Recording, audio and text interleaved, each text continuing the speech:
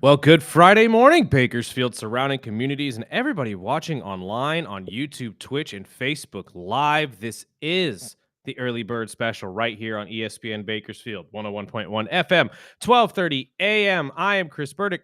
That is Sparky. Sparky, good morning. Good morning. Let them know what they're in for. Oh, it is Friday. We've got one more pair of Bakersfield Brunch Fest tickets to give away, as that is coming up tomorrow as we take over the Kern County Fairgrounds from 11 a.m. to 3 p.m. But on the show today, we'll recap last night's Thursday night football game, which we warned you. We tried to, but then again, we weren't smart enough to even pick the Giants. No. We went with the Eagles. We did the safe bet, but we knew it was going to be a trap game. We'll talk baseball as Game 5 of the Mariners and Tigers is 5 o'clock tonight.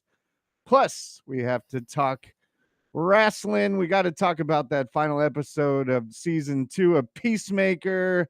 We've got Kristin Weber joining us at 7:30. We're going to pump up the Women's Tennis Open. It's coming up next week at the Bakersfield Racket Club.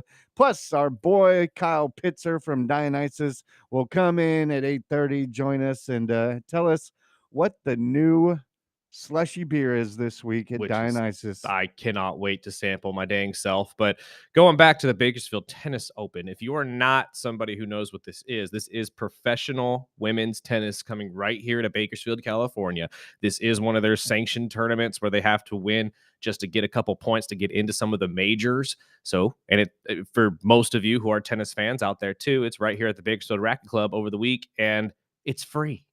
It's 100% free for you to go down there and check out for yourself. Go watch some of these up and coming professional tennis players and just give it their all. We've seen a couple guys in the men's side of this that really do very, very well in the majors. Yeah, it's entertaining, and it's right in our backyard, as well as tomorrow night, the homecoming for BC Renegades. And like they had told us Wednesday, that's free. That is also. So what are you waiting on? That's what I'm saying. You don't even have to spend money. The worst you'll have to spend is maybe what, $5-10 in gas. And what do you got better to do? Let's be honest. What do you got better to do? You can make an entire Saturday afternoon out of this. So go down there, go watch some great sports over the weekend here in Bakersfield, as well as go join us at Brunch Fest tomorrow morning. Be from 11 to 3 in the afternoon. It's perfect amount of time for you to get a little bit of pregame going. Then Uber your happy selves down somewhere close to BC where you can then walk to the game, go check out homecoming, all that type of good stuff. You can have a whole day on Saturday just planned for you right here at the Early Bird Special. Let's talk about the NFL, though, in this game that you saw last night, because as Sparky said, we tried to tell you there was something in my gut, and you can go back to yesterday's show, especially at the end when I said, something tells me the Giants are going to win this game. Something in the back of my head just said, no, the way Philly's been playing, they're coming off a loss. And let's be honest, I don't know if this was a trap game or if this was just a coming out party for both Jackson Dart and Cam Scadaboo.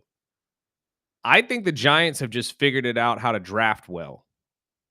And to be honest with you, I think it's meshing even without Malik Neighbors. It was a fantastic game. You saw a versatile attack from the Giants, especially defensively, who continued to shock me, to be completely honest with you. I wasn't too shocked because that defense is stacked with young talent. Brian but Burns. I was more nervous when Neighbors went down. Yeah. I was like, man, that's bad timing as Dart was coming in. But he's finding ways, especially with the backfield, but he's finding ways to excite these Giant fans. I have a buddy, Dr. Gearhart, that's a professor of economics at Cal State, and he is a diehard Giants fan, and he sticks and rides with them. And about a month ago, he was ready to give up on just watching football this season. He hates Duvall, and now he's kind of turning his thoughts. He's like, dude, I think Duvall just saved his job. He probably did, to be completely honest with you, especially if they can come back in 2 weeks and win again in Philadelphia. But after watching this game, Scadaboo, 110 total yards. I mean, Jackson Dart had, I think, 240 or something of that nature, a couple a rushing touchdown and a passing touchdown. And like I told our guy Bolt Brady yesterday, who did not have a lot of faith in this Giants offense at all, we're huge Wan'Dale Robinson fans on this show. I don't know why y'all sleep on this boy. He's arguably one of the best PPR wide receivers in fantasy football for sure. And when he gets the ball, he makes it happen. He makes massive plays for this team. So I think the defense had a lot to do with it as well, though. Brian Burns obviously logging his 7th sack of the year in 6 games. That's nuts. And to be honest with you, I know it doesn't shock you that much, Sparky, but coming into this season, it shocked me. I knew they had a guy every so often, but I didn't know exactly how good those players were going to play this year, especially on the defensive side of the ball. The Giants might have figured out a way to at least make themselves competitive in this NFC East. And is it obviously? I mean, one thing I'll say, actually, one or two. I've got one buddy that was texting me, "Oh, dude, you got to start Tracy. You got to start Tracy." I was like, "Dude, why would I start Tracy when Scatterboo is just running the Tyrone, field?" I'm like, "Dude, I like Tracy, but he's not the guy that they're leaning on." no. And what do you get? A point in fantasy? And I tried to tell him, dude, this Scatterboo dude is for real. Yeah, that's the guy. I posted the post game as he ripped his shirt off and was going belly to belly with Ryan Fitzpatrick, and I was like, dude, this guy is bringing that spark, and I love it, man. He's likable. He's just fun to watch on a football field. I have to agree with you. I don't see the Giants going back to Tyrone Tracy. I really don't, even though he was a 1,000-yard rusher last year.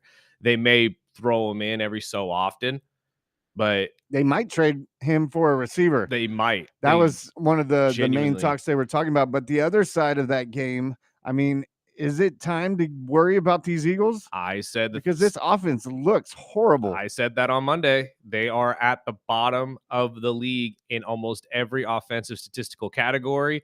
They don't look good. I mean, 12 carries for Saquon Barkley in this game. I think he had 8 in the last one. What's going on, Nick? And what happened with the option? At this point, yeah, that's the other play they don't run anymore is the option play. I'm not sure exactly what Philadelphia is doing, if they're just trying to find a way to keep everybody happy. Because again, like we talked about with this whole A.J. Brown situation, it seems like it's every single year we hear A.J. complain that he's not getting the ball enough. So maybe this is just Nick saying, all right, fine, I'm going to shut everybody up by doing what you guys say we should do. And it obviously doesn't work. So I'm going to go now show everybody, hey, shut up. Like he usually does. Let me coach my team. But at this point, I'm left confused because dropping games like this to the Giants, not acceptable. If you're a Philadelphia Eagles fan, not acceptable at all, especially since you're coming off the Super Bowl. And at this point, it just looks like you guys are out of sync. I don't know if it's like I said at the beginning of the year, where it's one of those situations where they just didn't come in hungry, or if they're just complacent and said, you know what, we're just that skilled. We don't necessarily have to play every team at 100% because we're just that good. And that's honestly true, because if you really sit there and think about it, 4-2, and they're in the bottom 5 in almost every statistical category, including rush yards, pass yards, and touchdowns. And they're still 4-2. Imagine if they were actually doing well. It wouldn't. None of these games would be anywhere close. And 3 out of the 4 wins were close games that could have went either way. But my question is really the offensive line, because the Eagles' offensive line, they've always been one of the top 5, top 10 offensive lines. And a lot of guys, I even heard from Lane Johnson after the game, they are beat up, they're tired, and it's week 6. And he's calling for a less predictable offense, which, again, it's the NFL. So I don't know exactly what you mean by less predictable. They're going to pick apart your offense by the next week regardless, just by looking at film, Lane. What really needs to happen, and I don't disagree with them that they need to switch it up every so often and make the offense kind of more dynamic, absolutely.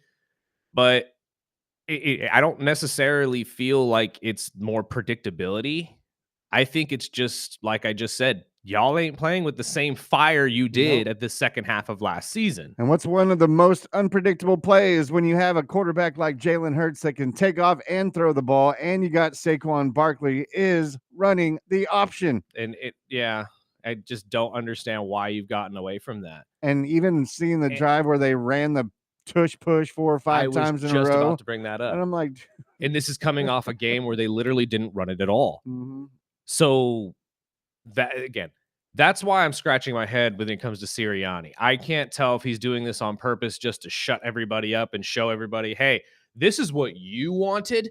I'm going to go back to what I want, but at the same time, could he really be that, well, I don't want to say childish, that's not the right word, but you know what I mean. Like, is he really that kind of way in his own head? I doubt it. Maybe they're just trying to find different things that will work out and keep what actually works towards the end of the season, like they did last year, Use the early part of the season to kind of experiment. which most teams do, just to figure out what's going to work for the end of the year and what's not. But I just don't know. I don't know how to explain what's going on with this Philadelphia team. The easy question is you're not giving Saquon the ball enough. Or, I'm sorry, the easy answer, I should say. But at this point, Philadelphia, you got a lot to work on before this season is over. And I'm not out of, like, I'm really not moving out of the realm of possibility here that Philadelphia could have the same streak they did last year. Oh, yeah, they got the talent. Go 12-13 in a row and win the Super Bowl again. But not how that defense played last night. No. And that's the other Jeez one, too. Louise. Zach Bond, stud last year. Absolute stud. Now, granted, he's trying to tackle Cam Scattaboo, who might not even be human. Let's be honest. He might be some sort of variant of Wolverine. I have no idea. But he is missing tackles all over the field, too. And although usually in every single play, I'm so used to seeing him be the cleanup guy. And I haven't seen that from him either. And I know Jalen Carter's dealing with injury, so you haven't had the same dynamic play that you usually get from the front seven, because Jalen did not play in this game last night.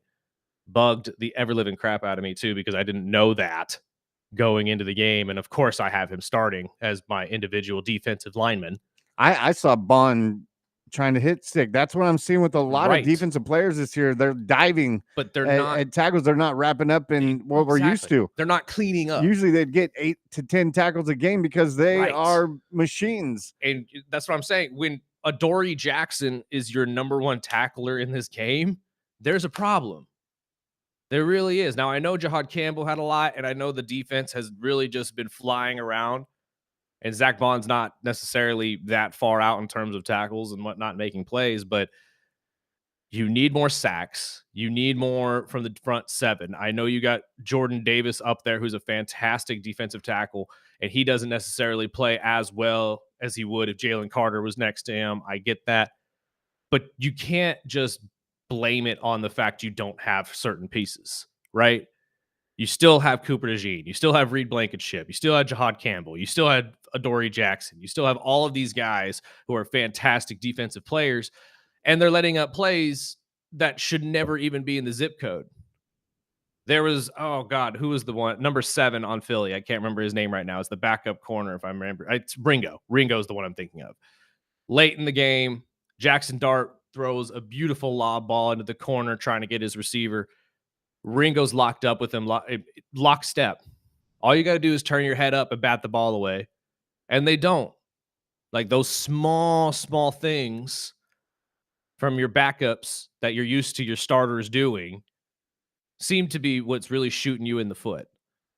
So you've got to clean those up. You've got to find ways to really get back to the same style of football that you were playing second half of last season if you're Philadelphia.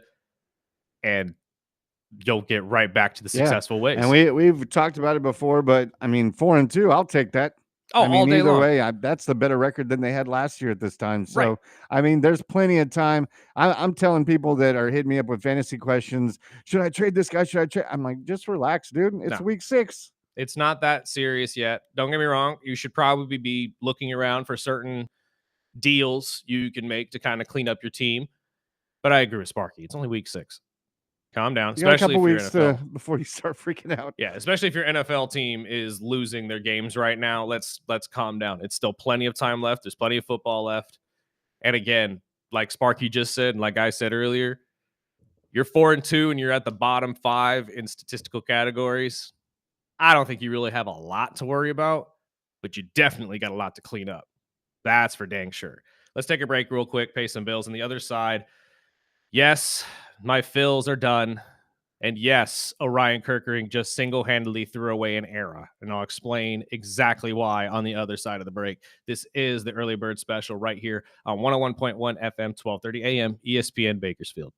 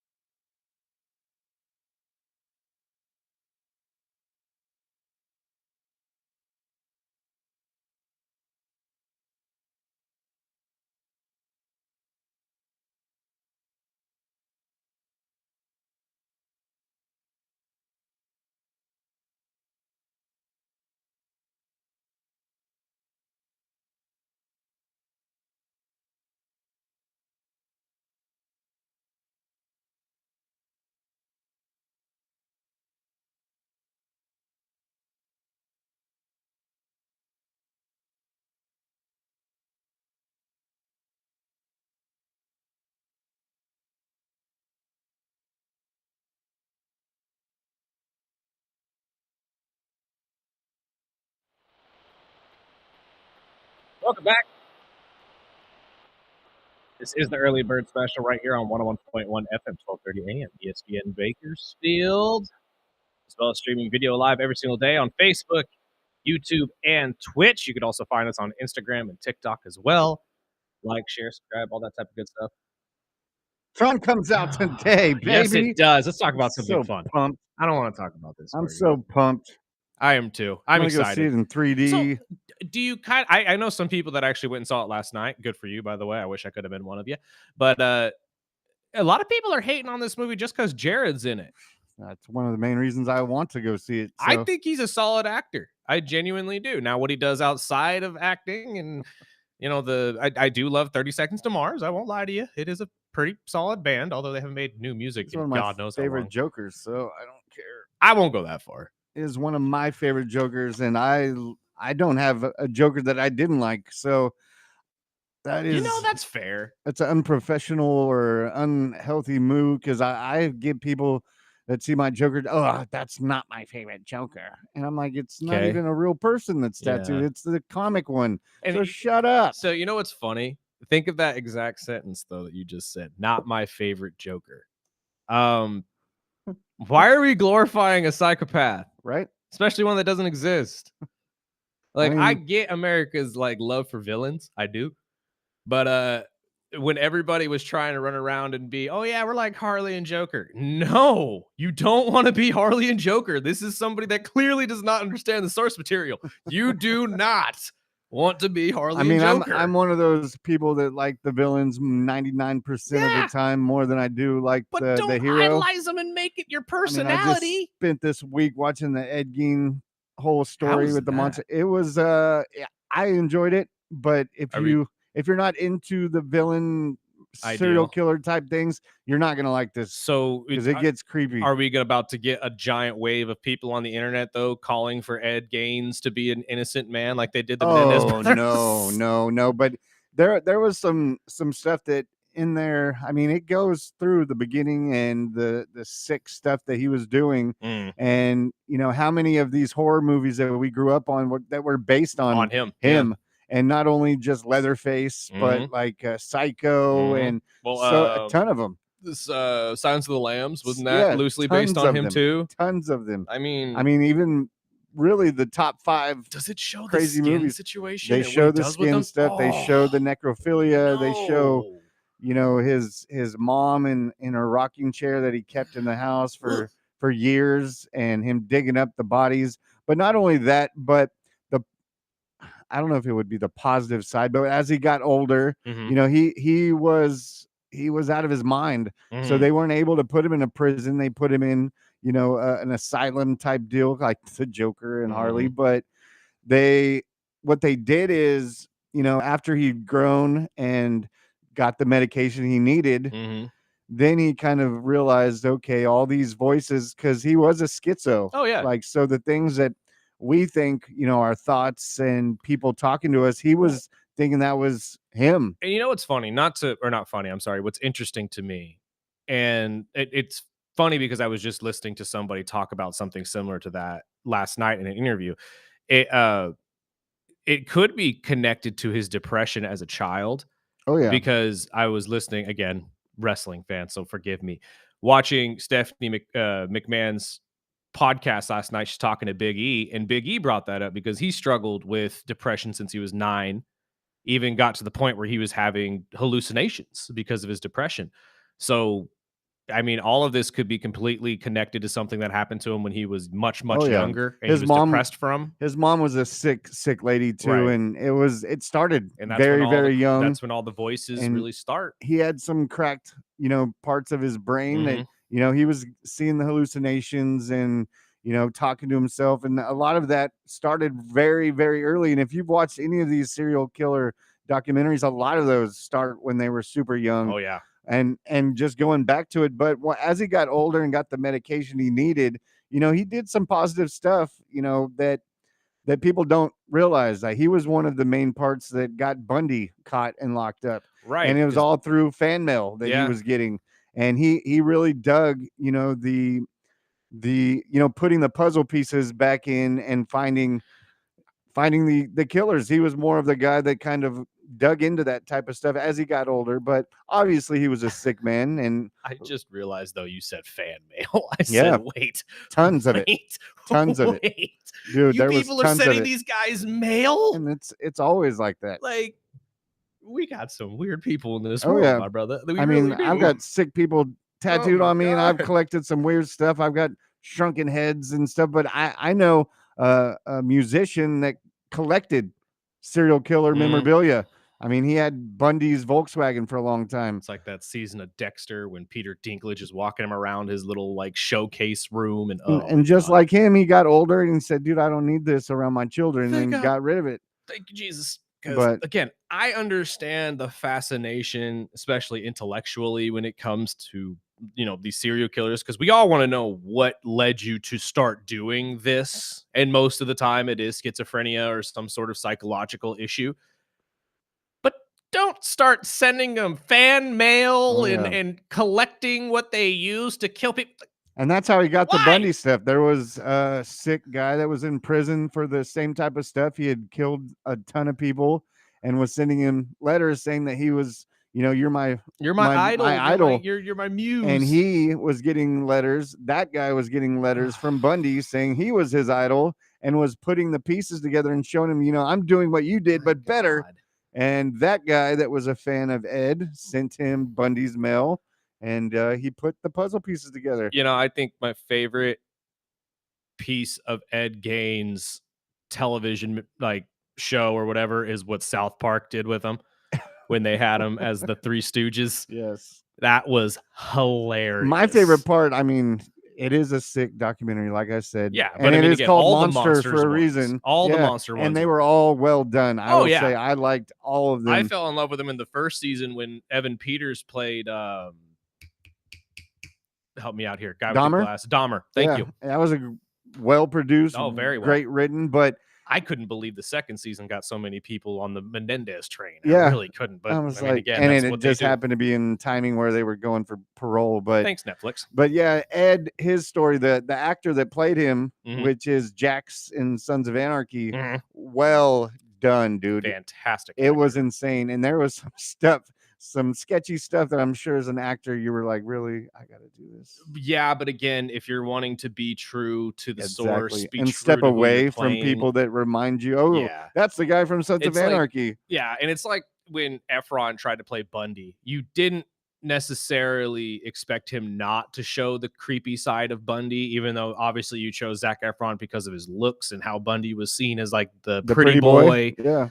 But you got to know when taking roles like that, you're gonna be going into some weird areas, man. Like I don't know. But we'll get into some other stuff later because we have to talk about Peacemaker, and we'll have Kyle in here. So hopefully, I know he's a Oh. Peacemaker guy too. Yeah, and any way I can just not Get away talk from about my Phils throwing away an era. well, Oh it's a my big game because god. I'm hoping my Mariners can escape that today. But we'll take a quick turn around, take a break, and we'll welcome Kristin Weber in and talk about this women's tennis open coming to Yes. town right after the break, right here on the Early Bird Special.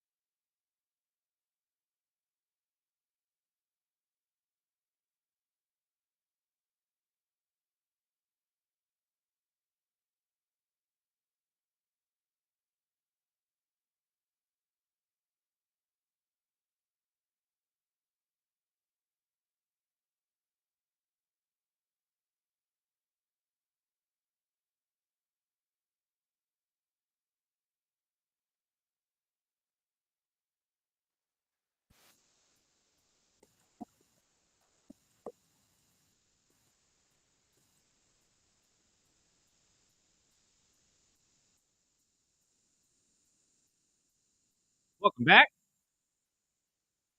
This is the Early Bird Special right here on ESPN Bakersfield, 101.1 FM, 12:30 a.m. I know you're looking at a chair right now. That's not necessarily the one I'm waiting for. Our guest is situating herself right now, and I will throw her in here as soon as she is ready. We are getting ready to talk about the Bakersfield Tennis Open. On the women's side, at least the men's side will be later on this year, but the women's side, the inaugural one was last year. And trust me, this is something you want to go check out. If you were a tennis fan, especially a women's tennis fan, this is professional tennis. This is going to be all the women that you see all the time on, in the majors. You talk about the US Open, the British Open, all of these women will be in attendance, or I shouldn't say all of them, a good amount of them will be in attendance for this.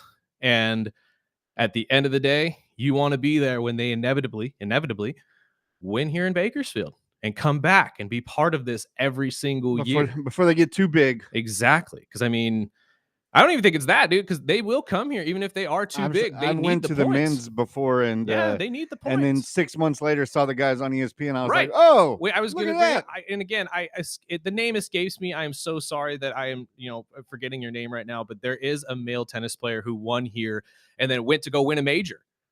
Like a major. I can't remember exactly who it was or which one it was. I want to say it was the US Open. But again, this is your opportunity here in Bakersfield, completely free.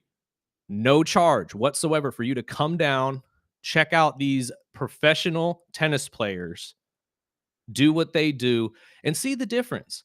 Because I think a lot of people just know tennis for, what you see your high school kid doing during the day or something like that. Just a couple volleys here and there.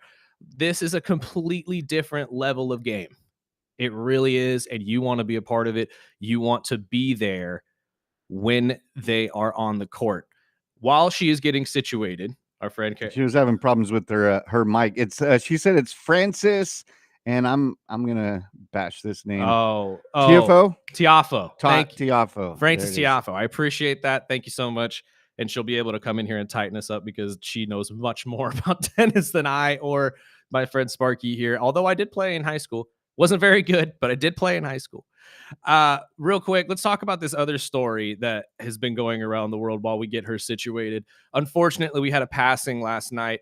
Sister Jean of Loyola, Chicago. For those of you who are big time NCAA basketball fans, Loyola, Chicago, back in 2018, had one of the greatest Cinderella runs we've seen all the way to a Final Four.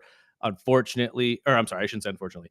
Sister Jean was at the epicenter of all of that. She was really the chaplain, the reason that they worked so hard to get there. Massive basketball fan. And yes, she is a nun.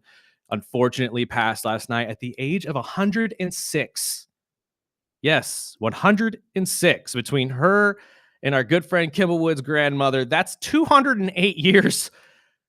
Teach me. Let us all know what the trick is. Maybe it's just a connection with God that I do not fully understand. But 106, that is a hell of a run for Sister Jean Schmidt. I applaud her, and prayers go out to her and her family. Well, we've got her on the line. Kristin, how are you this morning? Hey guys, I'm doing great. I'm so sorry for the technical difficulties. No issues whatsoever. We know this thing is so touchy. Trust me. So it's probably not even you, but it's not a big deal whatsoever. Thank you so much for joining us to talk about the Bakersfield Tennis Open. Let everybody know what happened last year. I know that it was an inaugural one for the women's side last year. So how did that all turn out? Yeah, it was an amazing week of women's professional tennis in Bakersfield last year. It was a little hot. But we got through that and ended up with a fantastic singles final between Amelia Honor and Miss Pareja, who both are doing amazing right now on the Pro Tour. Both were at the US Open. Amelia took the prize here in Bakersfield last year, and we're just super proud to see some of our girls moving on to the big stage. Can we name drop a couple of the other women that'll be there this year just so people can get like a gauge of who they could see outside of maybe some local talents? Yeah. So speaking of local talents, we have Abby O from Stockdale High, who's amazing. Stud. Super excited that she's going to be there.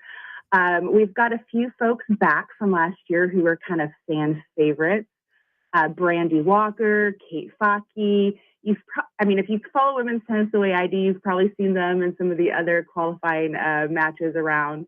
But we're real excited to have them back. And it's always such an honor when they have a great time at this tournament one year and then come back the next to play again. It just shows the hospitality that we're able to provide to them. Now, this does take place at the Bakersfield Racket Club downtown. So for anybody who hasn't been there, especially post renovations, because I know they fixed it up a little bit in the last couple of years, what can they expect going down there? Oh, yeah. I mean, the event venue looks amazing. We are going to have food by a local caterer who actually happens to also be a member. We're going to have lots of fun stuff for the kids to do, giant tennis balls to get autographs. The girls are always so gracious, especially with the kids. And you're just going to see some amazing tennis starting on Monday. So going back to, I know parking is always, I would say get there early or find a good parking spot. Especially downtown right now. It's not easy to find a parking spot. But no, I'll be out there all next week with my friend Debbie Lewis, who helped us set up this interview. And she is a big tennis nerd. So if I ever have questions, I just go to Debbie and say, hey, what was that? But personally, I mean, with the schedule, how can people that haven't been out there, you know, when's it start? How do they get there? When should they get there?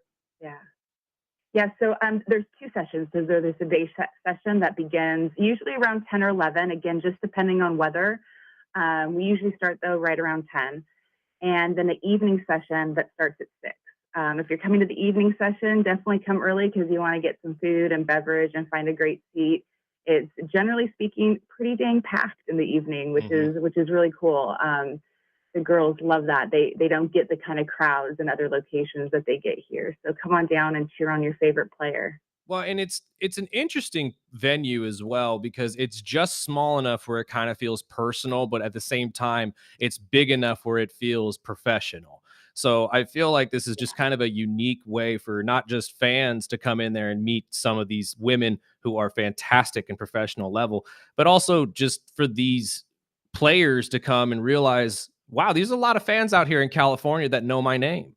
Heck yeah. And it's very cool to see it the first time a player hears their name being like screamed from the stands. And they're like, wait, someone's watching me and cheering me on. This is amazing. And it's right there and so close. I mean, you're right on court at the Racket Club. So absolutely.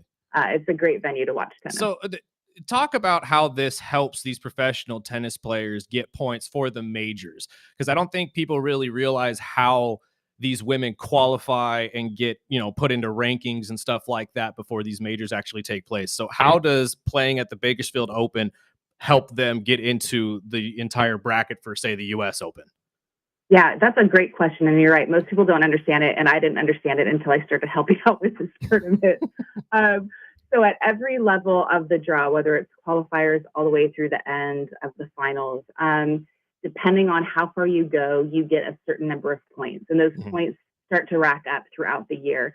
In certain tournaments, you have to be a certain level of ranking. So our tournament is called the Futures Tournament. So it's kind of like the farm system, like AAA baseball, for example. And so they're earning those points here. It's a smaller field of women playing, so you have the opportunity to earn more points, which is the name of the game right now for these ladies that are going.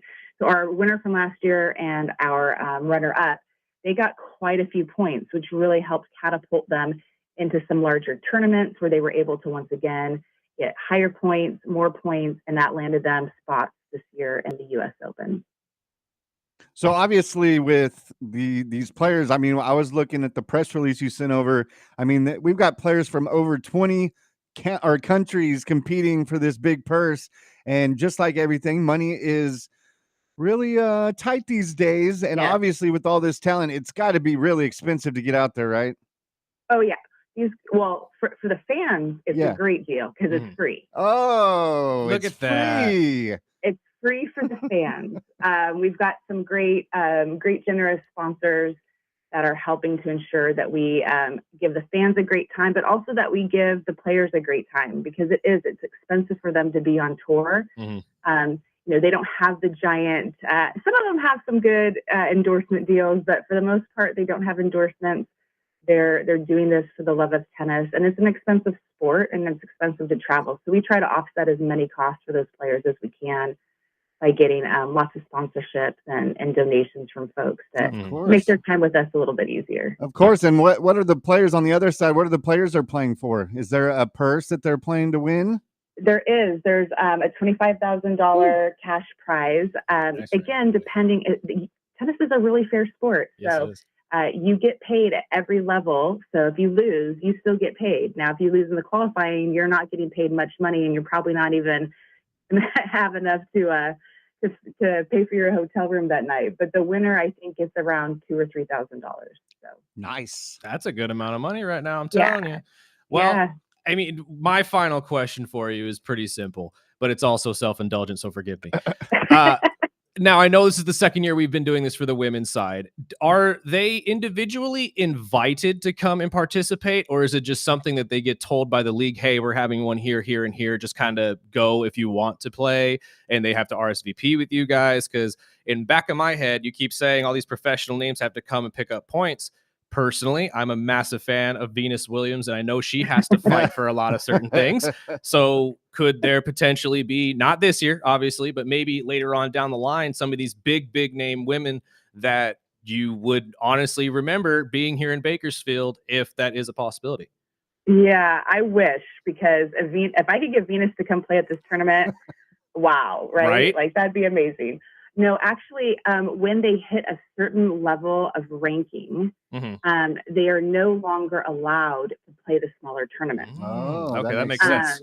It kind of makes sense, right? Because if Venus comes in, she's taking the prize. Like, no one, even at 44 or 45, however old she is now, none of those ladies are going to beat her on this tour. Right, but the story you could potentially have having a Stockdale high schooler go against Venus Williams for a championship. I mean, that'd be awesome. That'd be epic. That would be really epic. And I'm telling you, I might have to sell seats for that.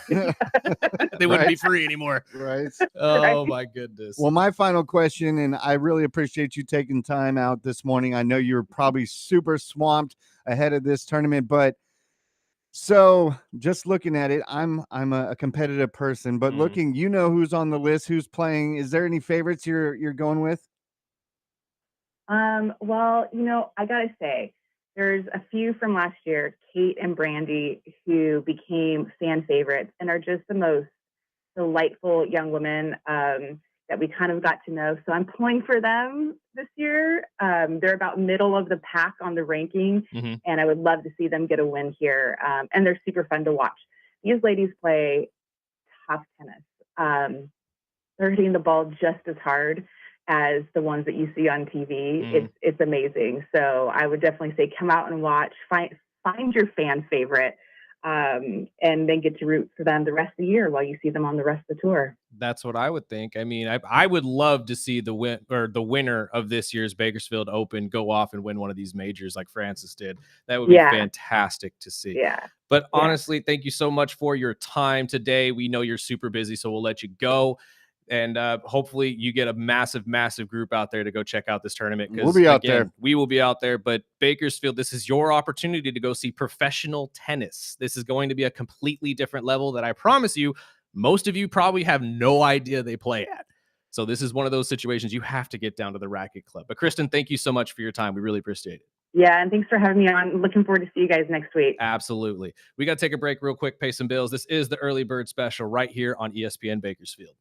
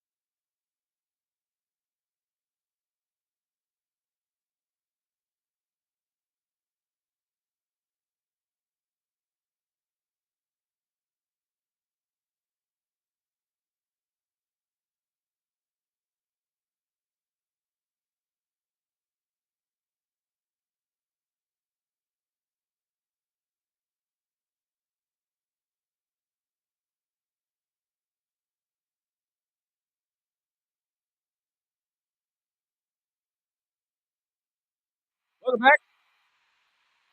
This is the early bird special.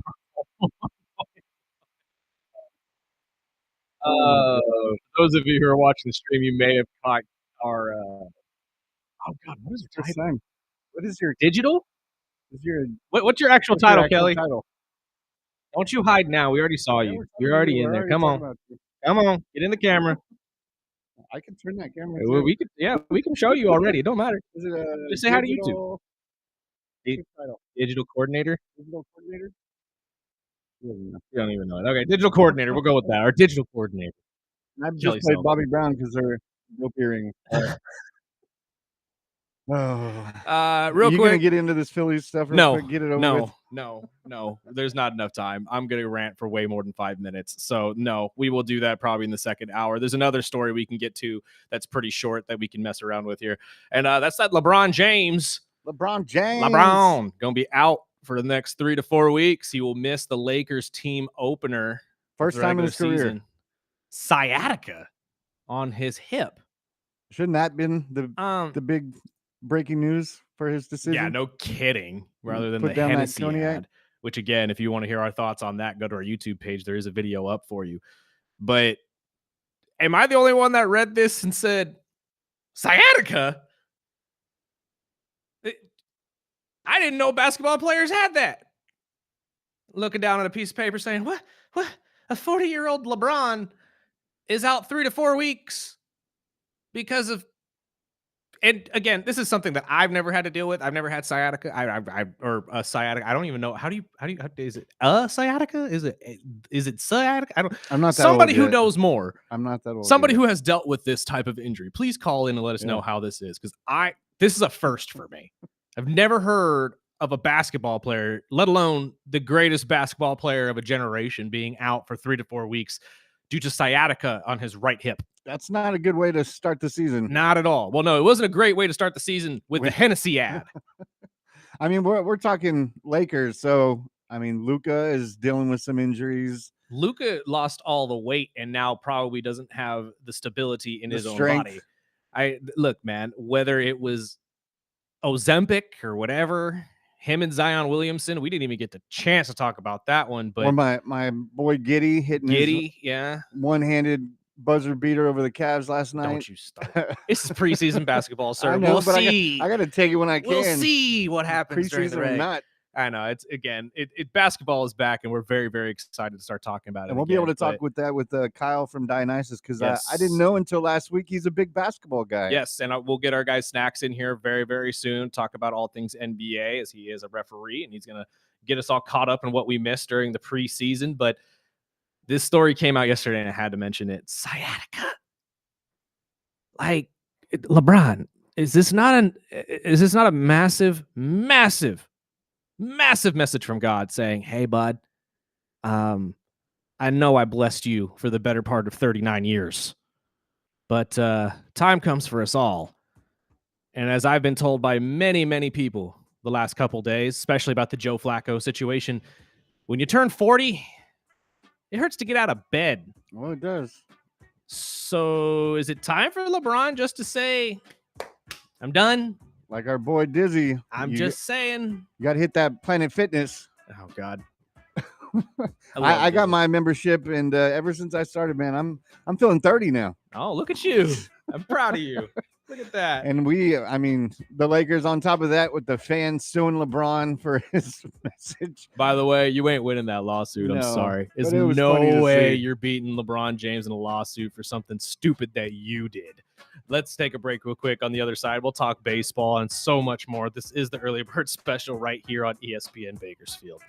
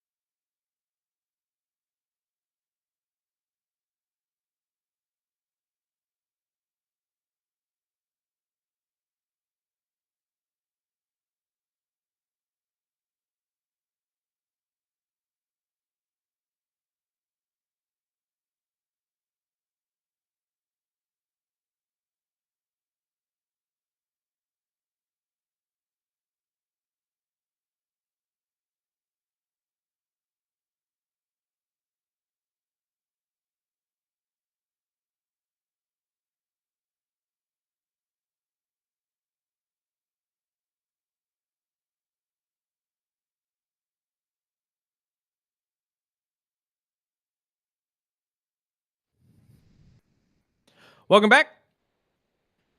Early Bird Special Hour 2 on this Friday, 10th day of October.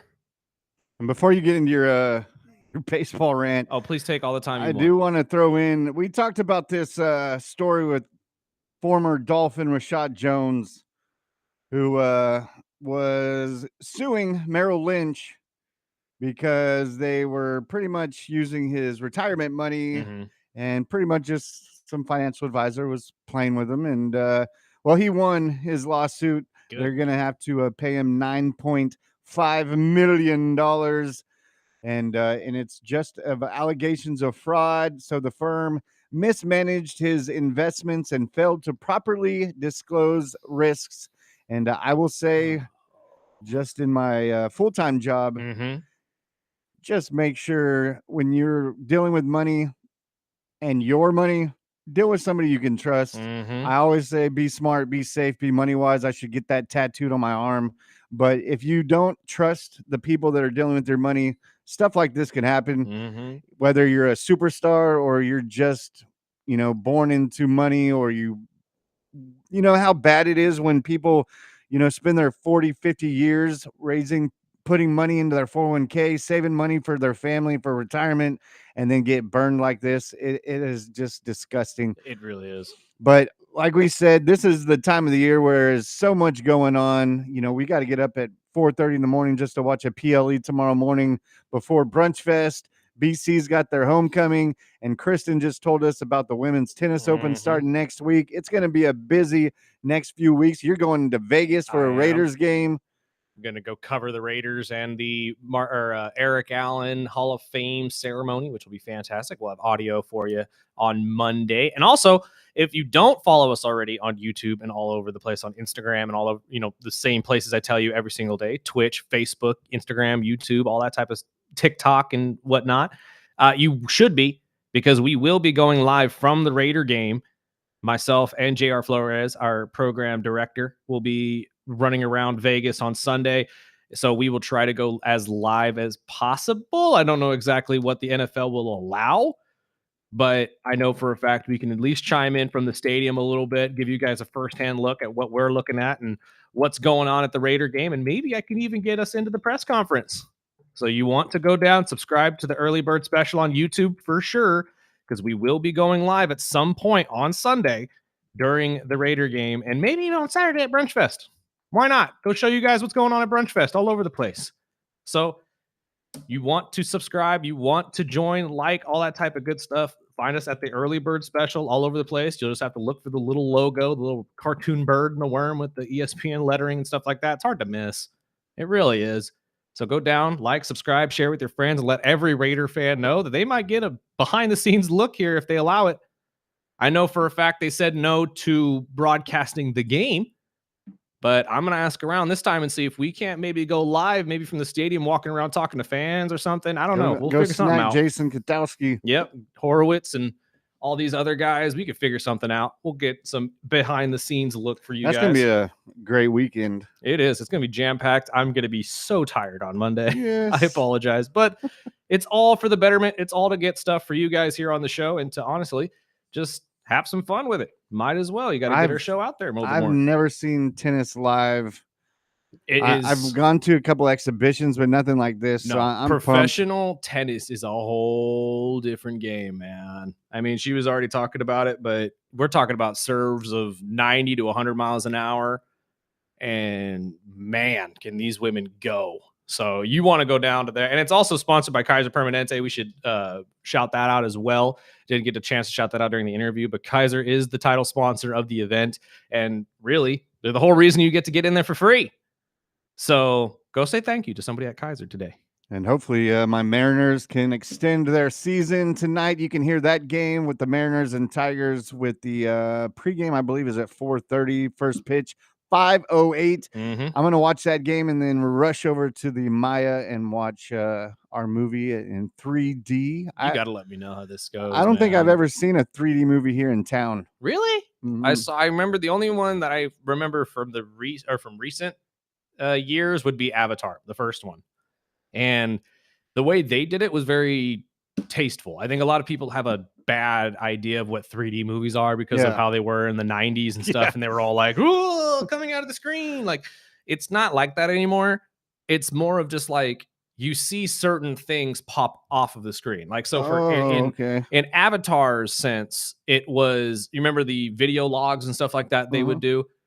The faces would look 3D, and all of the extra tech and stuff like that would actually pop off the screen. So it looked like you were looking at a futuristic tablet with a video on it. It's very tastefully done. You're not going to have those moments of getting dizzy because, you know, like Disneyland, where you have all the movement and the stuff right in front of your face and your eyes can't dilate to it. I think they've figured out a way to really make this stuff actually tasteful and, you know, viewable for most of us, because a lot of people I know were getting sick from the earlier days of 3D and dizzy. And I remember those old, like, it was like Back to the Future 2 type 3D glasses. But another thing that I didn't mention yesterday, but, you know, everybody talks about Studio Movie Grill and, you know, the D-Box over at I love all the movie theaters here in town, so it's not a bash at anyone, but in recent years, I've kind of stayed away from Edwards just because it wasn't up to date. But we went to see him Wednesday night, and dude, it was cool. Did they fix it up? They've revamped their seats. They lay all the way back like a recliner, and they've really cleaned that place up. They've caught on to everybody. But else it was so weird. Out. Yeah, it was so weird because now the fountain is gone. A couple businesses have left. It was like ghost town. I haven't actually gone down there to the marketplace to hang out in quite some time. I don't think anyone has. We've like me and my group of friends used to go to that Just Wing It right there all the time. I mean, when we were kids, we were running around the place every single day because that's just where you would go, or the East Hills Mall.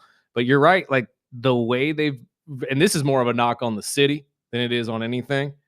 But the management of those shopping centers and stuff like that, it really is going into the ground. Well, hopefully with them putting the money in to revamp those theaters, we can get some more businesses out there, because there was still a nice area. There was a moment we were about to lose that theater. Exactly. They were going to knock it down for condos that nobody was going to live in.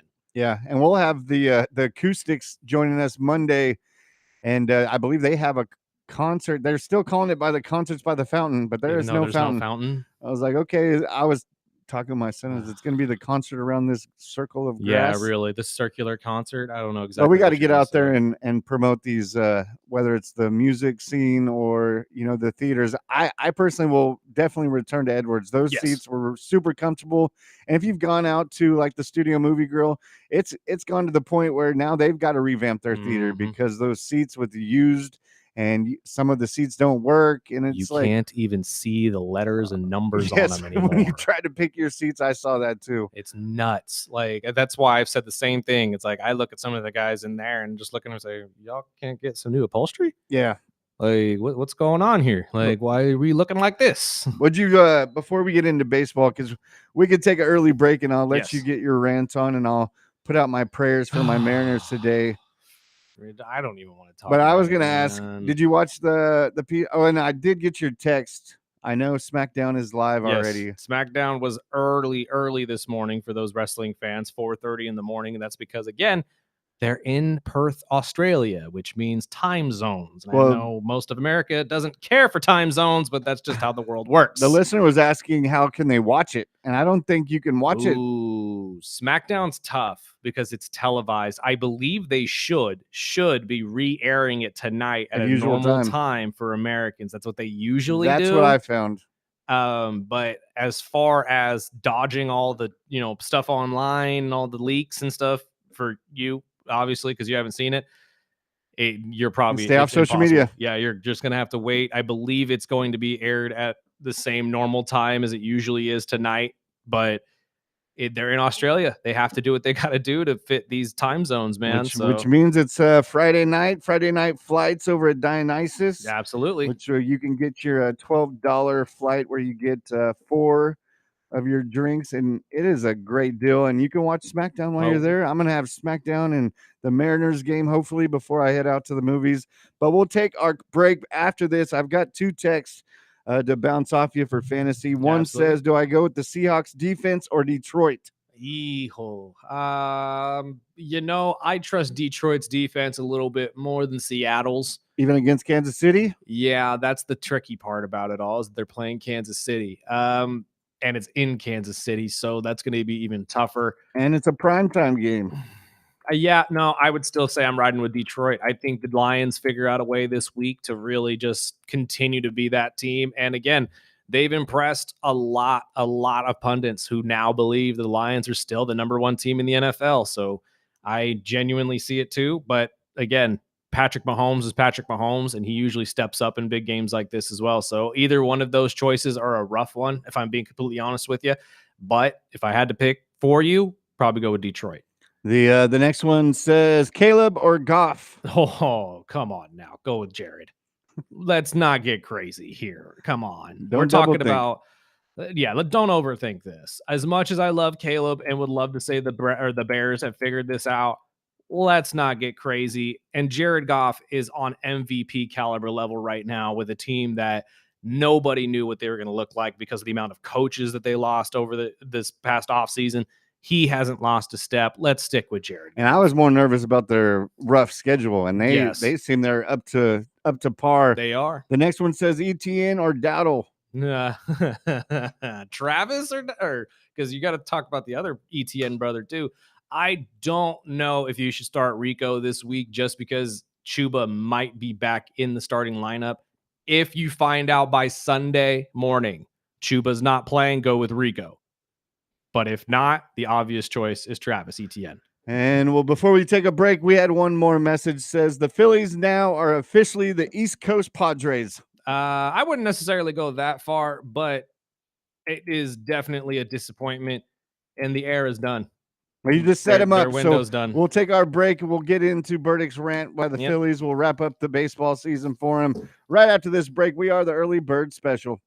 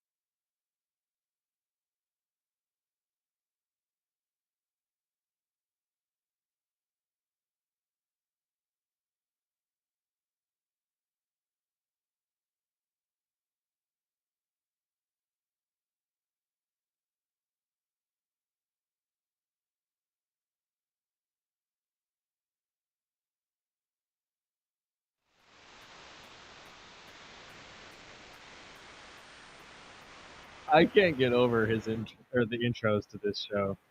I really can't. It was cool to Both see of them are so good. the full-on band Yes. at the last episode.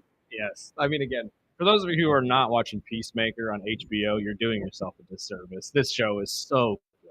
It's so good. And we're probably gonna have a long break before season 3, so Yeah, you're you gonna can have catch to, up on the first 2 You'll seasons got now. plenty of time to get on HBO Max and watch this absolute gem of a television show that John Cena is the star of, because this season just made it so much better. It really did. And I can't wait to see what's next with this entire DC world that they're building out there right now. However, I've been avoiding it this entire show, but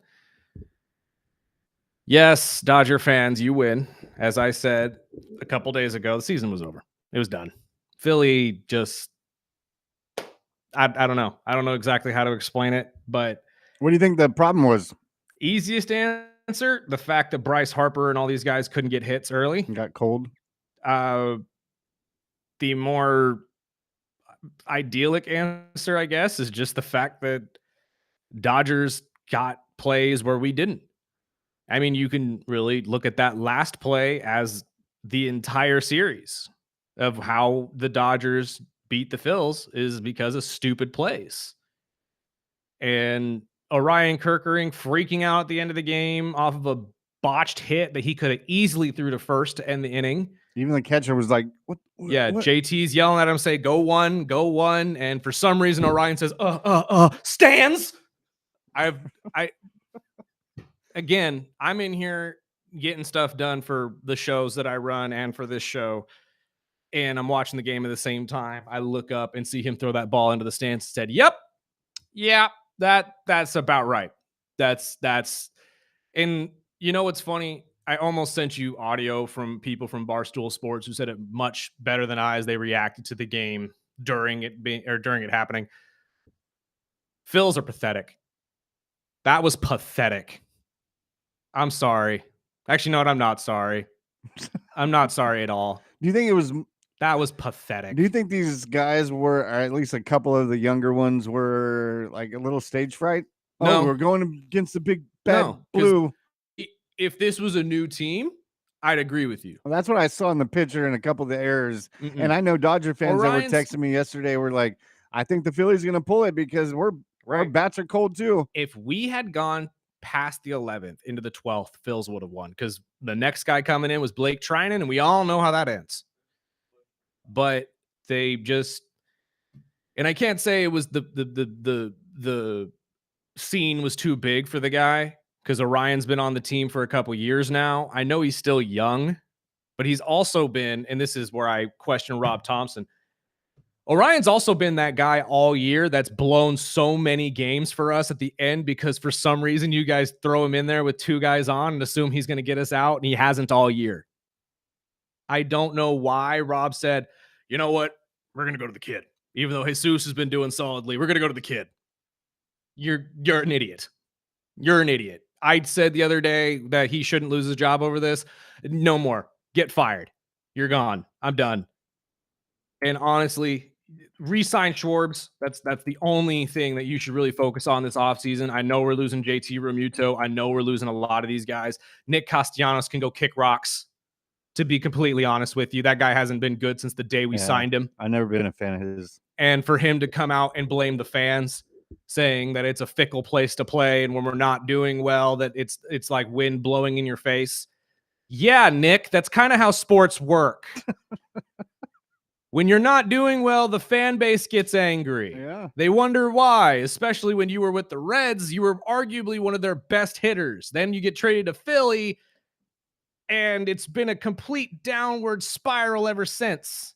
And the only positive signs were when, well, for lack of a better way to put it, when there was a national emergency, you somehow found a way to hit a home run and become a meme. And then the only way to win fans back from Philly was to have your son behind the plate cheering for you. That's the only reason Philly fans actually liked you, by the way, because you looked like a good dad for a while. But to come out and blame the fans, essentially, kick rocks, get out, you're done. No one wants you here anyway. If you don't want to play here, bye. But Philly threw away the game. Philly threw away an era, because if you think that Philly is going to be anywhere close to being as successful this year as they were, or as they will be in the next couple, you're crazy. We're losing a lot of players. Bryce Harper hasn't looked like Bryce Harper since he got hurt this year. And that's the other thing too. Bryce Harper hits 200, doesn't hit a single home run or an RBI. What? You're the best player on this team, big dog.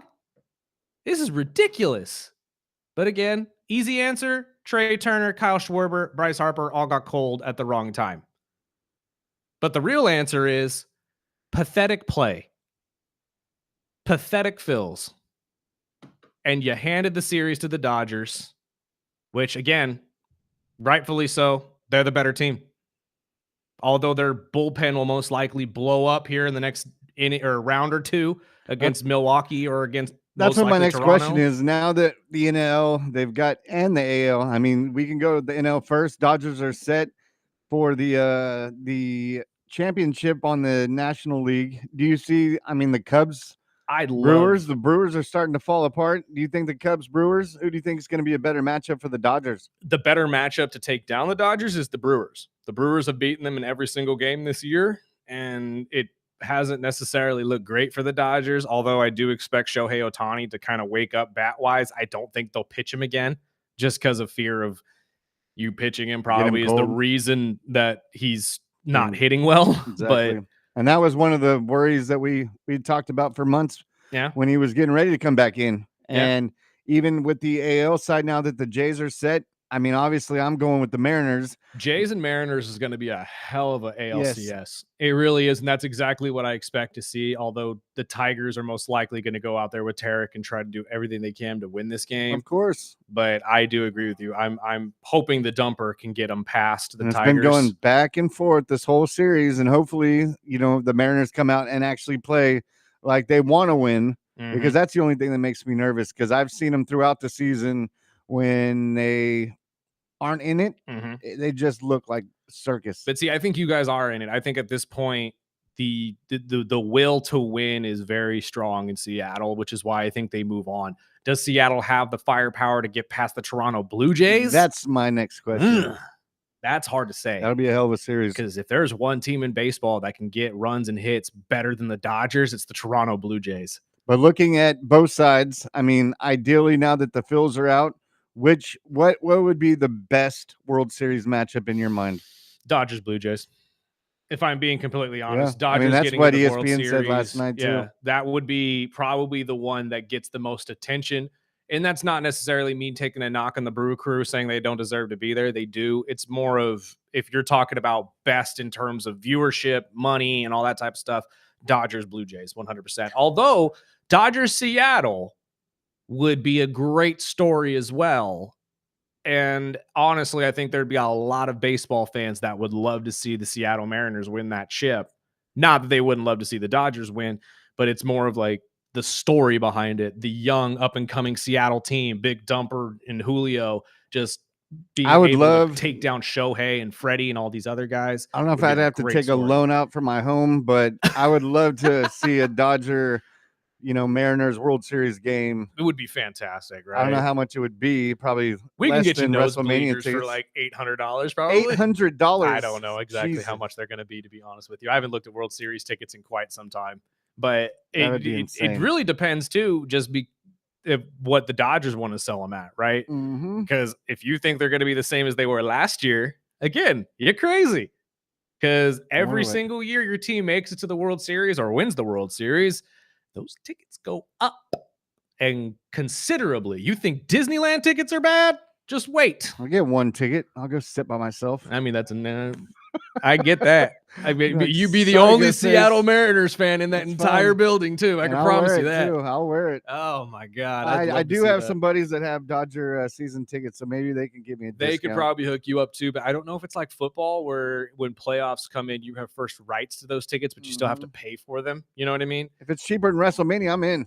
Anything right now is cheaper than WrestleMania. My God. But we'll take our break. We'll get Kyle Pittser, the owner of Dionysus Brewing, in here. We'll talk about his new flavor of the week, plus Friday flights. We'll talk a little wrestling. ahead of what's the Crown Jewel Crown Jewel tomorrow. at 5 in the morning. We'll talk about that and much more right here on the Early Bird Special.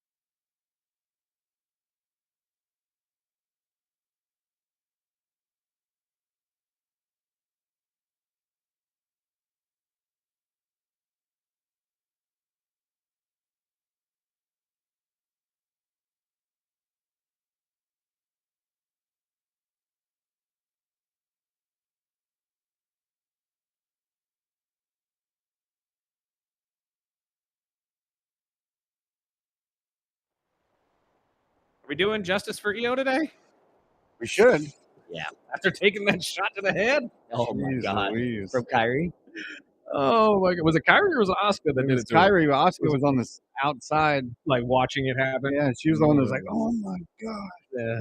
Again, I think everybody's hatred of Stephanie Becker not being a safe worker, but no one talks about Kyrie. very Kyrie. much. Yeah, I mean, Liv got injured Yep.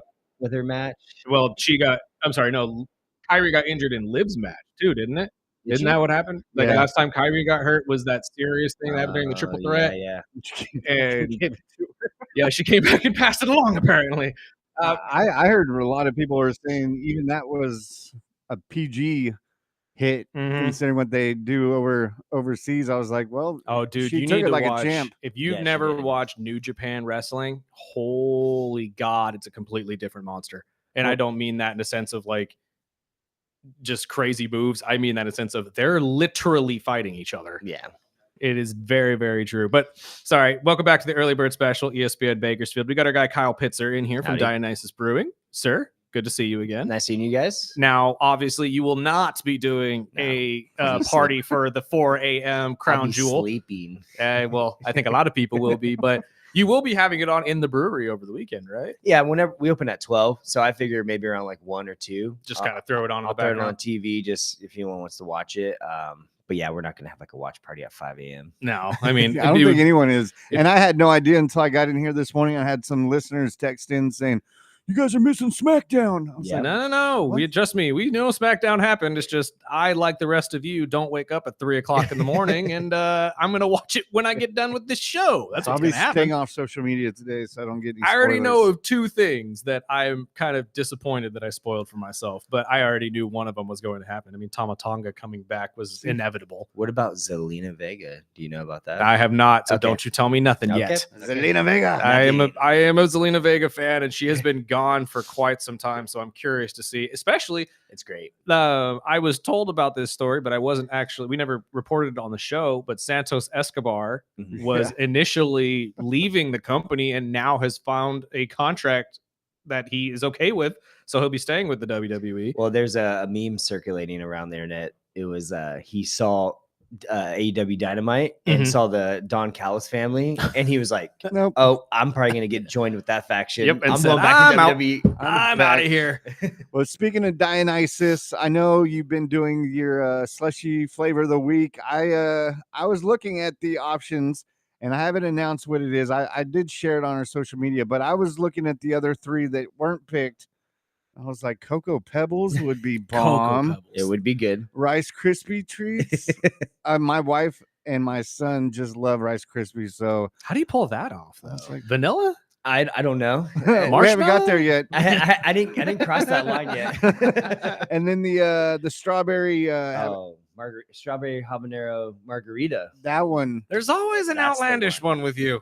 Oh, that Hey. one's that we had the hot wing last time. Now we're talking habanero. I was like, Hey, my that one mind- sounds good though. It I don't know actually why. does, Like but you put a all little of tahini them. rim All on of them it. sounded Yep. good, but I know you guys went with the blackberry cobbler, yeah. cobbler, which looks Ooh. amazing. I think that's the best one we've done so far. Really? Really? It is like biting into a warm pie, but it's icy and cold.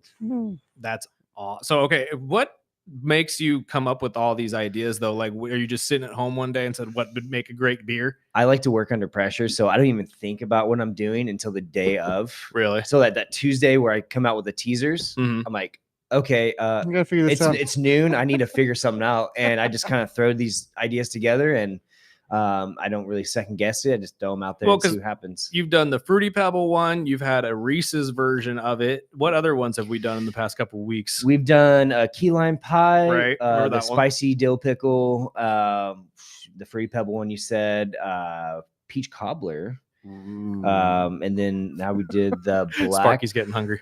I've tried about half of those. Yeah, I love the. I mean, I don't think I've had one that I didn't like. But No, the Fruity Pebble one is fantastic. yeah, we do have that on still. That one's gonna stay on for probably, I would say, 2 to 3 more weeks. Is that the most popular one you've gotten? If you look at like our sales, Mhm. it's the topping the charts. Even over our mango has been number 1 for 4 or 5 years. Mhm.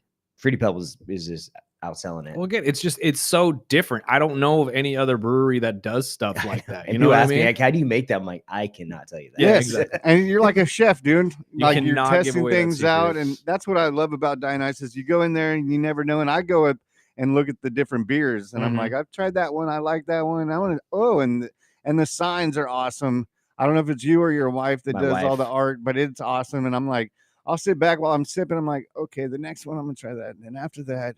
But even the burgers that have been out there Oh, yeah. lately Mhm. are fire. And dude, I just like the whole surrounding the whole area. Mhm. And not only that, but I saw on your post a pickle sour.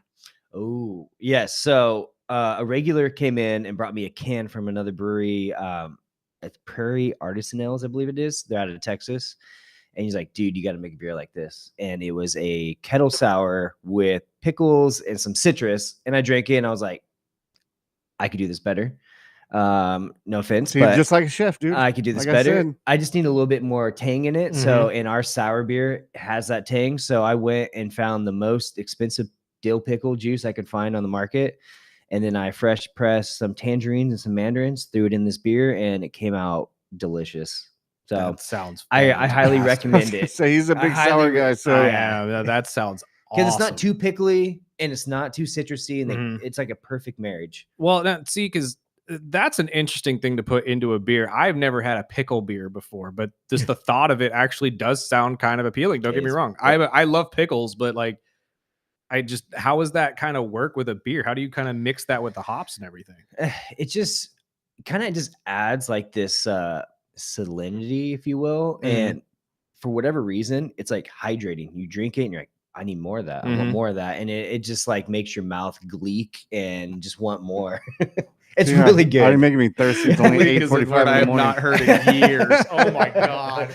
But before we That's get into awesome. wrestling, I know, is there any other events that you're going on this weekend? What's the big plans this weekend? It's kind of a chill weekend, you know, Sweet. with the PLE starting at 5 a.m. We got football on Sunday. Naturally. And then we got MLB showing. Any of I was the gonna say the Mariners game 5 tonight. Yep, Go get your we'll Friday have night that. flight, Yep. and that is a steal, dude. Mhm. I'll tell you.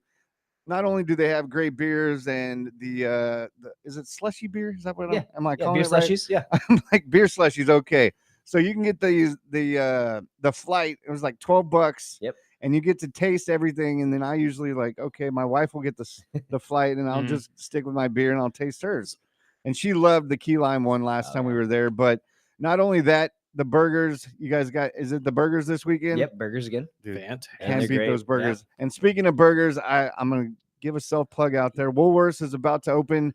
And speaking of a beautiful marriage, we'll have some Dionysus beer on tap out Yes. there. Which ones are going to be on tap, by the way? I know we keep saying that, but which ones of your beers are going to be there? All right, shout out to the Reuben over there. That Reuben was fantastic. But we have the Hanami, it's our Japanese rice lager, and we Nice. have our Mango Street, which is a West Coast IPA with mangoes. And are you going to be switching out those at the?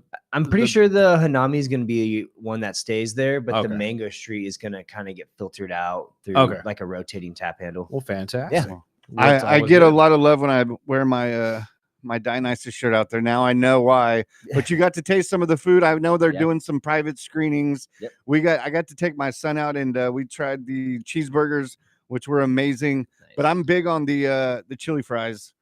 I don't know if you tried the chili fries, I just but got the regular fries, but I'm a sucker for chili fries. I am too. Chef Like- Richard is one of the co-founders of Moo Creamery. And I will say he's locked in these burgers. I haven't tried the Reuben yet, but I was looking at the menu. I'm like, okay, that's next. That one's next. And one of the chefs told me that they are doing a woolly fry, which is kind of like animal style fries Nice. from In-N-Out, but their spin to it. But going in, I know we're going to talk about Crown Jewels, but I recently found out you're a basketball fan. I am. Not only are you a basketball fan, but you're a damn Miami Heat fan. I am. I'm even wearing the hat right now too. But what do you think the big decision that was all pumped up about LeBron, and it ended up being just an advertisement, and then the following day, he's injured. Well, okay, I got a story for you actually. So I think like last year or earlier this year, he did something similar for Prime Day. He was like, I'm gonna have an announcement, then it was a Prime Day announcement. And the second decision was Hennessy, though I did get scared. I almost bought tickets. And I know people got upset That's because what I'm saying. Don't you He's do once that. suing him. But yeah, I know for like See, $800. I feel like you need to sue the Lakers, not Right? LeBron. Yeah. Lakers are the ones that doubled down on this and made you think that this is a retirement tour. You know it wasn't gonna happen though. Right. But I thought he was going back to Miami. so I was talking to my wife. I was like, I haven't been to a basketball game, and I love basketball, and we're pretty busy with our schedules, and we don't really have time to go. Oh, See, sorry. busy. Good, He man. just said it right as he says busy. So I'm looking at tickets for when the Heat come to California. There's Of course. one day out of the entire season they come here on a Sunday and they face the Lakers. Nice. So I buy the tickets the next day. LeBron James out 3 to 4 weeks. I'm like, dude, come on. Oh, and it's early in the season? Yeah. Oh, my It's gosh. November 2nd. So And see, I liked Never- it better when LeBron was in Miami because I would do the same thing. The Bulls are coming, and it was always in like early March, right around my Mhm. birthday. And I was like, okay, I'm going to go on this random Wednesday night that Chicago's in. And it was before LeBron, and we would get the suite. And it was under 150 Oh, bucks. So I was wow. like, cool, we got the whole place. Yeah.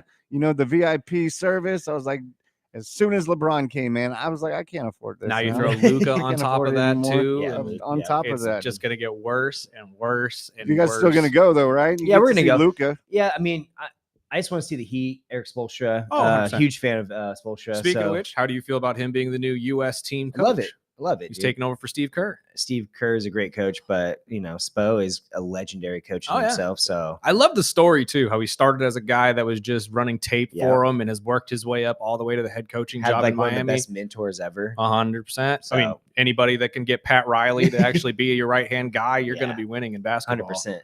Yeah, I wasn't even a fan of LeBron James when we got him. I was like, dude, come on. But then- Everybody says that. Everybody. Okay, hold on. I said the same thing about Laker fans. Every Laker fan that I knew was like, we don't want LeBron. Oh, God. And now you guys are singing his praises just like Cleveland fans. He's the king. He's the God. A lot of them aren't anymore. Well, yeah, A because lot they're of them fickle. are like, I hope he's gone. LA fans are the most fickle sports Of fans course. on the planet. We Of talked about this course. with Dodger fans. Oh, Y'all don't yeah. even show up until the 5th inning. And then And you they're leave in out. the 7th. I was gonna say, but they're out by the seventh. Uh, But no, what do you expect in preview and before NBA tips off? I was happy last night. I know it's just exhibition, but I got to see Giddey.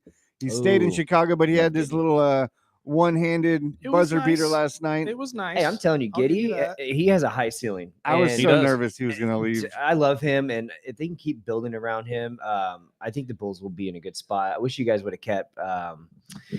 Who's the guy that went to the Thunder? There's so Alex many- Caruso. Caruso, yeah, he was a great piece. But We should have kept Tibbs.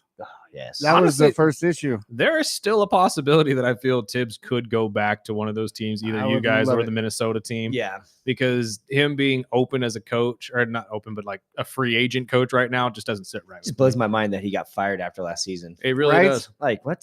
And Yes. again, the Knicks are going to come and show everybody exactly why New York sports are dead. Yeah. Because they're going to suck. I'm sorry. Like you got rid of Tibbs for Mike Brown.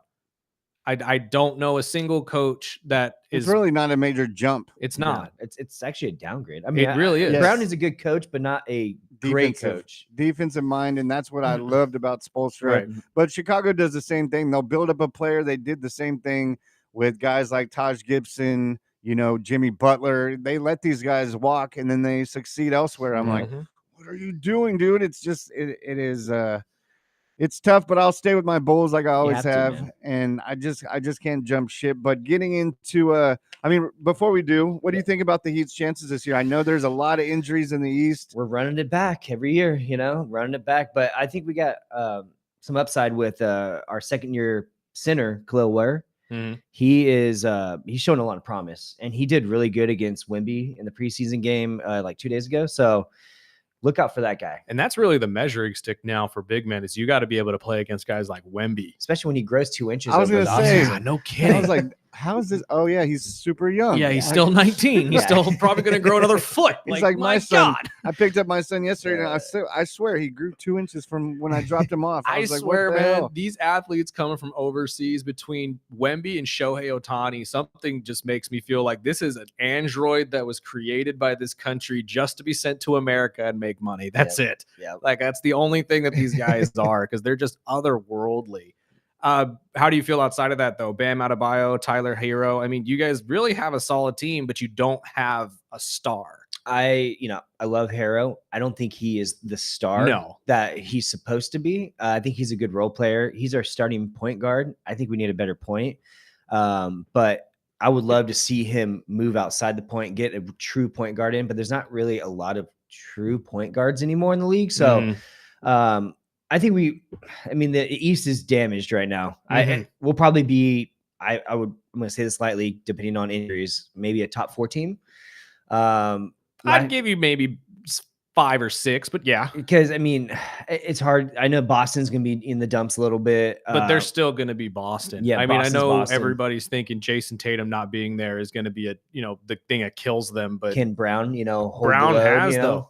I think everyone forgets that Brown has done that in the past where he's led this team without Jason before. That's true. And I'll still back Spelstra. I think he's always going to keep them in the running. And when it really matters, that's what you need is a coach like Spolstra. So I'm just thinking Cleveland, Orlando, New York, Boston, Pistons. Cunningham is a stud. Dude. I think the Pacers, if they could figure out a way to fill that role of Tyrese Halliburton being gone, I think they're going to be fine. But I think Miami definitely is going to be fighting for those playoff spots as they usually are. Dude, they run in that 7-8 seed all the time. As long as you have to, you just got to play the Bulls. Knock out my you got to play the Bulls every year. Every year, I'm like, damn it, it's the damn Heat again. But no, we'll switch it over to wrestling. We've been talking about it for the last almost a month.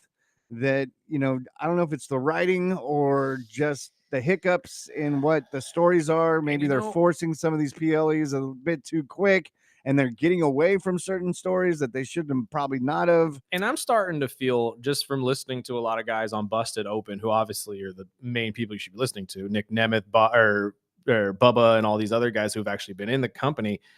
Maybe we're just thinking about this from a different angle. Maybe we're thinking about this from the wrong angle, because these guys are all praising them, saying how good they're doing and stuff.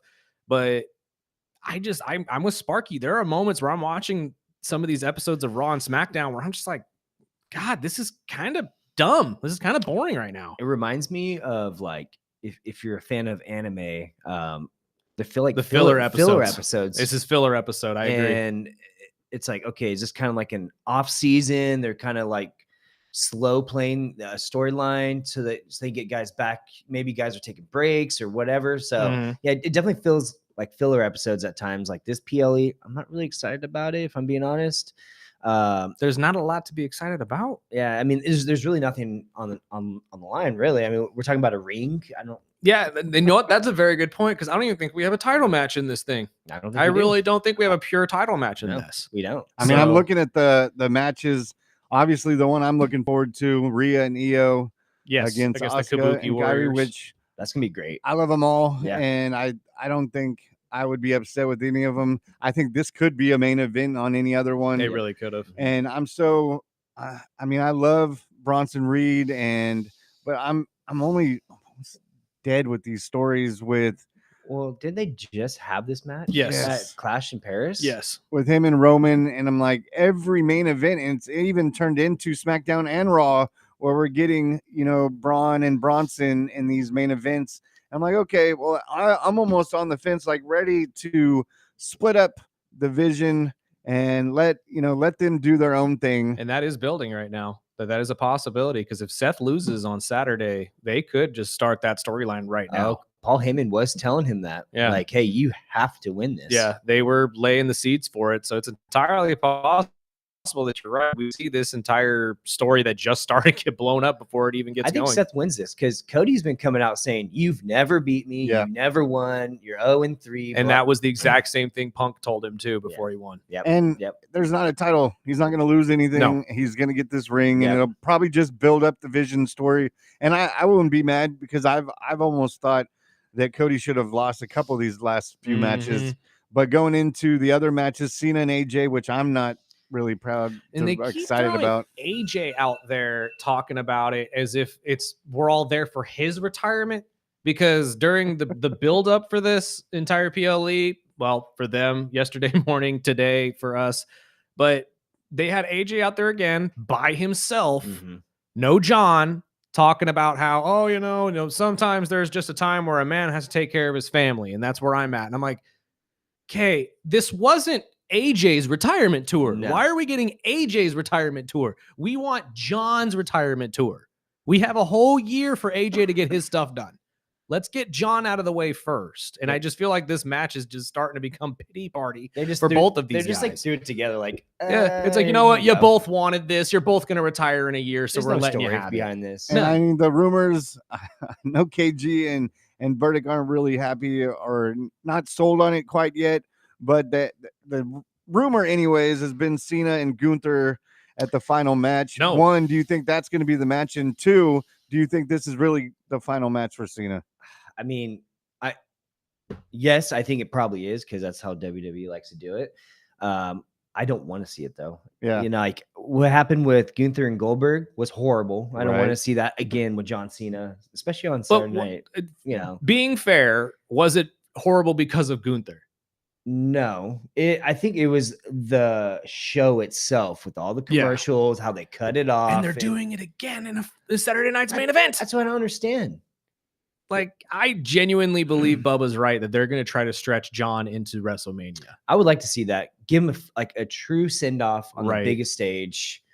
I don't know if that happens though. What the Yeah. rumors I've seen is, which I agree on, is with the Goldbergs and with the other stupid matches they did when they had to team him up with Paul and all this. Mhm. Gunther at a point earlier in this year was one of the biggest guys to watch, and the throwing in these matches with Goldberg and all these other matches, they killed that story, or they killed his rise. Mhm. And I know what I've heard is that they're really wanting to go back to pumping up Gunther as one of the most dangerous guys. And what else would it be is to throw him in with Cena. See, I think you'd be better off if they threw him in a match with Brock.